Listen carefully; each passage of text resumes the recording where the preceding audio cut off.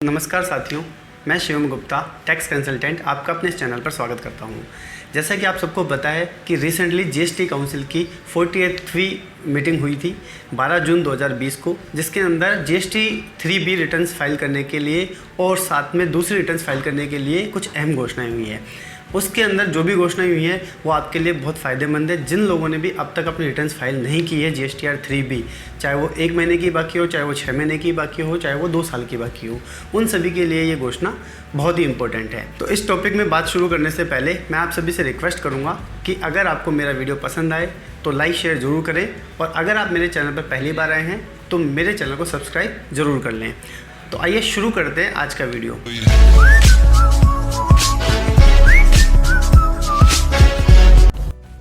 जैसे कि GST council की 48वीं मीटिंग, जिसको वित्त मंत्री निर्मला सीतारमण ने चेयर किया था और ये 12 जून 2020 को हुई थी, उसके अंदर जीएसटीआर 3B रिटर्न्स को लेकर जो फैसला हुआ है वो मैं आपको बताता हूँ कि जुलाई 2017 मतलब 1 जुलाई 2017 से लेकर 31 जनवरी 2020 तक की जीएसटीआर 3B किसी भी व्यक्ति ने, किसी भी फर्म ने फाइल नहीं की है। जो भी जीएसटी में रजिस्टर्ड हैं उन्होंने अगर फाइल नहीं की है ओनली जीएसटीआर 3B के लिए अगर उन्होंने फाइल नहीं की है तो उसके अंदर जो पेनल्टी चार्ज हो रही थी, पहले वो नील रिटर्न्स पे 20 रुपये पर डे थी, और अगर टैक्सेस बनता था तो 50 रुपये पर डे की पेनल्टी थी, जो कि मैक्सिमम 10,000 रुपीज़ पर जाती थी। 10,000 रुपीज़ होने के बाद वो ब्रेक हो जाती थी, मतलब वहीं रुक जाती थी। उसके बाद मैक्सिमम 10,000 रुपीज़ चार्जेस लगता था, लेकिन अब उसे पूरी तरह से ख़त्म कर दिया गया है।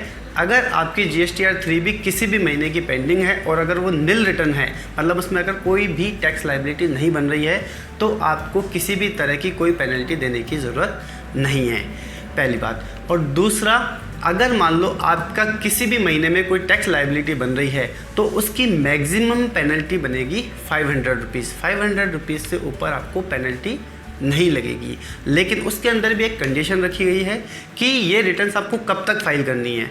ये रिटर्न्स अगर आप आज की डेट में फाइल करते हैं तो उसका कोई बेनिफिट नहीं मिलेगा, लेकिन ये रिटर्न्स आपको 1 जुलाई से 30 सितंबर के बीच में ही फाइल करनी है। 1 जुलाई से लेकर 30 सितंबर के बीच में अगर आप ये रिटर्न्स फाइल करते हैं तो आपको इसका बेनिफिट मिलेगा, नहीं तो नहीं मिलेगा।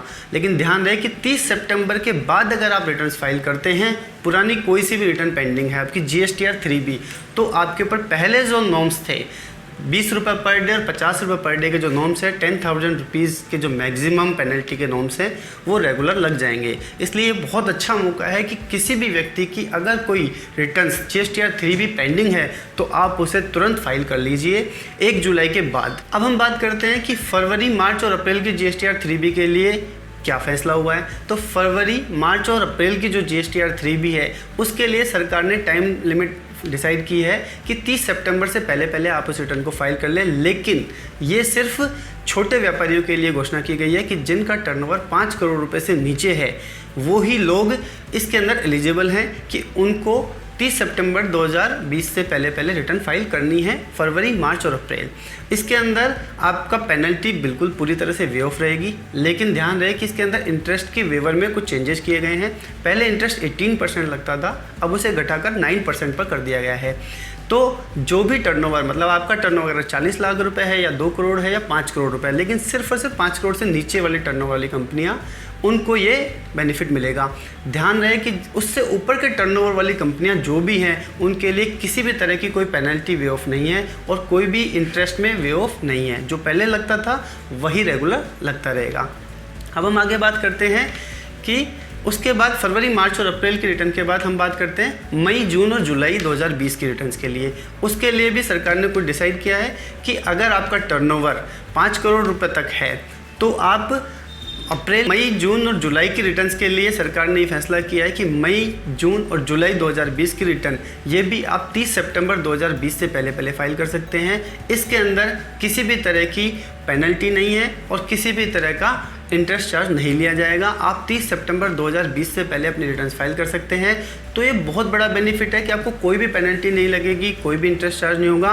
तो जीएसटी काउंसिल के जो ये फैसले हैं वो आपके लिए, आपके बिजनेस के लिए, जो भी कोविड-19 की वजह से क्राइसिस आया है उसको देखते हुए भारत सरकार ने वित्त मंत्रालय के साथ ये बात हुई थी कि जीएसटी काउंसिल में इस तरह के फैसले किए जाए जिससे कि सभी बिजनेसमैन को जो भी जीएसटी रिटर्न्स फाइल कर रहे हैं उनको इसका बेनिफिट मिले।